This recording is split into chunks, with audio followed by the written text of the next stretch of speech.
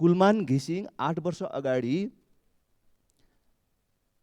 कार्यकारी निर्देशक हुँदाखेरि नेपाल विद्युत प्राधिकरण 35 अरब घाटामा थियो।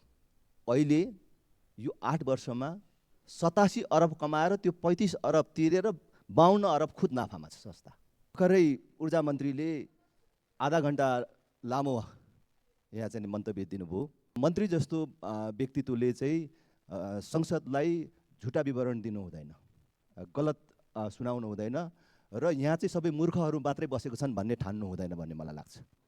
कर्मचारीलाई सरकारले आफ्नो कारिन्दा मात्रै ठान्छ, नोकर ठानेर व्यवहार गर्छ भने त्यस्ता कर्मचारीको पक्षमा हामी उभिन्छौँ। हामी कसैलाई त्यस्तो अन्याय हुन दिन्नौँ र त्यस्ता झुटा कुरा हामी सुनेर पनि बस्दैनौँ। यो कुरा पनि याद राख्नु पर्यो। त्यस्तो झुटा कुरा हामी मान्न तयार छैनौँ। तर मन्त्रीले उभिएर भने नक्कली तथ्याङ्क पेश गरेर प्राधिकरणलाई नाफा देखाइयो भनेर भन्नुको अर्थ के हुन्छ, के सन्देश जान्छ त? यो प्राधिकरण खतरामा छ, नाफामा छैन भन्ने जस्तो मनोगत कुराहरू र कुनै तथ्यले सपोर्ट नगर्ने कुराहरू मन्त्रीले रोस्टममा उभिएर बोल्नु भएन।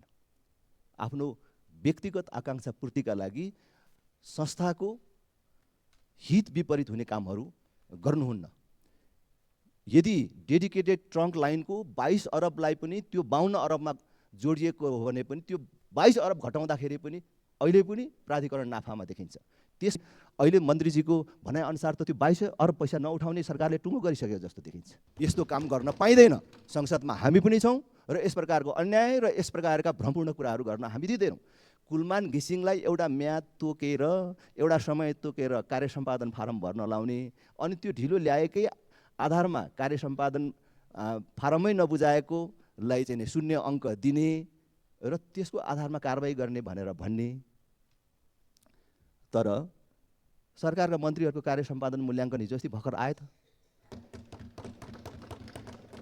प्रधानमन्त्रीको कार्यालयले नै उत्तीर्ण अङ्क ल्याएन।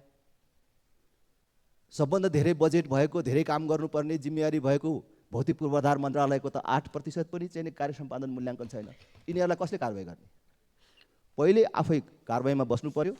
सरकारले नैतिकताको आधारमा राजीनामा दिनु पर्यो अथवा मन्त्रीहरू त्यसको आधारमा फेरिनु पर्यो, अनि पो अरू कर्मचारीलाई अरूलाई पनि यो डन्डा चलाउन पाइन्छ। र मन्त्रीजीलाई बडो हार्दिकतापूर्वक भन्न चाहन्छु, तपाईँले के कुरामा आँखा लगाएर यो काममा अग्रसर हुन लाग्नुभएको छ, पछाडि हट्नुहोस्।